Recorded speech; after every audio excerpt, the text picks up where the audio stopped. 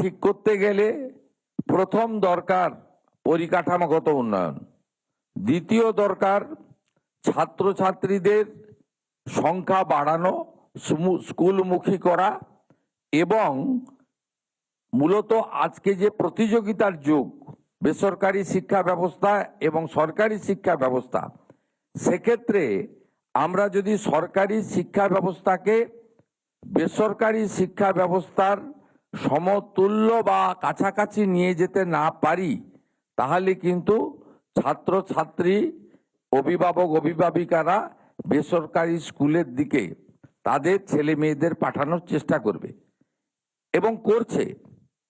একটা ভয়ঙ্কর বিপর্যয় আমাদের 2025 সালে এই রাজ্যে বিগত সরকার ঘটিয়েছে। 2025-এর 6ই মে রাজ্যে উচ্চ মাধ্যমিকের ফল প্রকাশ হয়।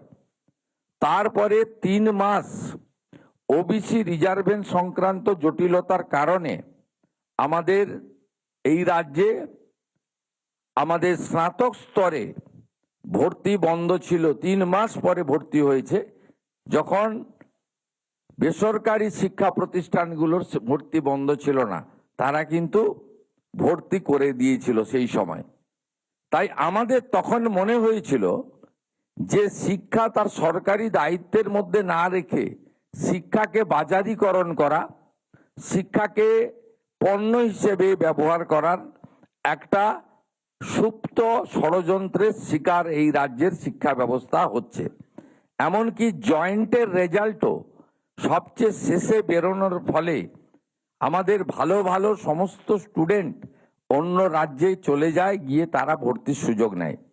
আপনারা শুনলে খুশি হবেন, এবারে উচ্চ মাধ্যমিক মাধ্যমিকের ফল প্রকাশের সাথে সাথে অনলাইনে অ্যাডমিশন চালু করা, ত্রুটিমুক্ত অ্যাডমিশন করা এবং আমাদের মেধার ভিত্তিতে অ্যাডমিশন করানো।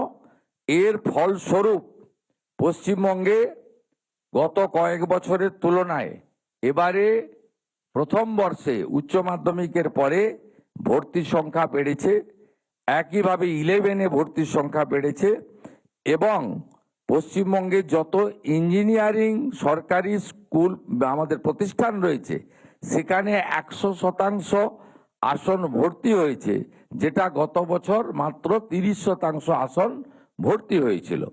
তার মানে অভিভাবক অভিভাবিকরা আশা দেখছেন যে এই সরকার, তাদের আমলে যদি আমরা ছাত্রছাত্রীদেরকে, আমার পুত্র কন্যাকে শিক্ষিত করতে পারি, তাহলে কর্মসংস্থানের সুযোগ ভবিষ্যতে পাওয়া যাবে।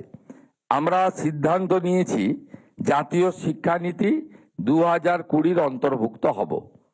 2020 জাতীয় শিক্ষানীতির অন্তর্ভুক্ত হওয়ার কারণে কেন্দ্রীয় সরকারের সমস্ত সুযোগ, গ্র্যান্ট ইত্যাদি আমরা পাব এবং আমাদের সন্তান সন্ততিদের ভবিষ্যৎ প্রজন্মের যারা আমাদের মালিক, তাদেরকে আমাদের অবশ্যই আধুনিক শিক্ষার সাথে সাথে ভারতবর্ষের অতীত ইতিহাস, অতীত সাংস্কৃতিক ঐতিহ্য, এটা জানানো আমাদের কর্তব্য বলে আমাদের মনে হয়েছে।